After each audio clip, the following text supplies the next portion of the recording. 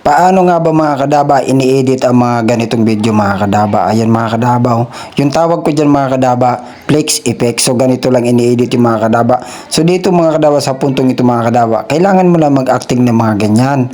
So kayo nang bahala mga kadaba sa mga actingan kung ano ang gagawin nyo sa mga actingan. So ako mga kadaba, ganyan lang yung actingan na ginawa ko mga kadaba. So bali ang gagawin natin dito mga kadaba, kailangan na natin dito mag-add overlay. Tapos hanapin natin mga kadaba yung photo mga kadaba na in-screenshot. Dapat mga kadaba, meron kayong photo na naka-screenshot. So hanapin natin yung photo mga kadaba na in-screenshot ko na may mga views na medyo may kataasan. So salamat sa panonood mga kadaba. So ito na yung mga kadaba. And then pagkatapos mga kadaba, ang gagawin natin dito sa puntong to mga kadaba, kailangan natin yung mga kadaba, papaliitin natin yung mga kadaba. Ayan, pag medyo maliit na siya mga kadaba, ang gagawin natin dyan, ilalagay niya lang yung mga kadaba sa may gilid. So, ganyan lang mga kadaba yung edit na ginawa ko. Tapos, mag-focus ka dyan mga kadaba sa kamay. So, pag gumalaw na yung kamay nyo mga kadaba na galing dun sa may gilid, ang gagawin nyo dyan mga kadaba, maglagay ka dyan mga kadaba ng plus diamond na kung tawagin, keyframe. And then, pagkatapos mga kadaba, kung saan nakalagay yung kamay nyo, yung photo na yun mga kadaba, itatapat nyo lang dun sa may kamay nyo. Ngayon, pag natapat na dun sa may kamay nyo mga kadaba, okay na yan. So, bali ganito yung kakalabasan. So, ganyan mga kadaba. So, ganun lang mga kadaba yung ginawa kong pag-edit. So, dito naman tayo sa isa mga kadaba. So, ganun ulit mga kadaba ang gagawin nyo mga kadaba. So, bali ang gagawin natin dito mga kadaba, kailangan natin dito mga kadaba ulit mag-add overlay. Ayan, add overlay. Tapos hanapin na ulit natin yung photo na isa na medyo may kataasan yung views. Bale ito na yun mga kadaba.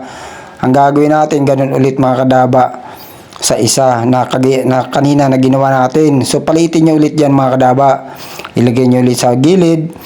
Tapos pag nalagay niya sa may gilid, focus ulit kayo sa kamay kung saan gumalaw na yung kamay nyo at kung saan nakatutok. Tapos maglagay kayo mga kadaba ng plus diamond. Keyframe ang tawag yan.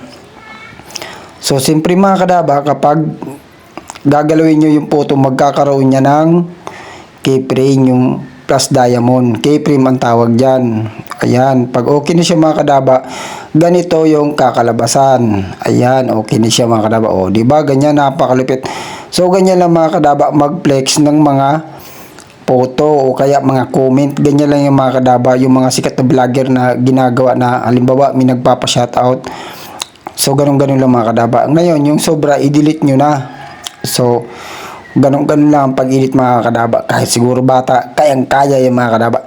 So, bali ganun lang mga kadaba ang mga edit na ginawa ko. Tapos dito mga kadaba sa puntong ito, kailangan natin dito mag-split mga kadaba. Pindutin si split. And then pagkatapos, hanapin natin mga kadaba si opacity.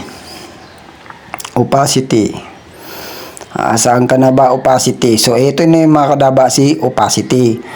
Ngayon, i-adjust natin yung opacity mga kadaba.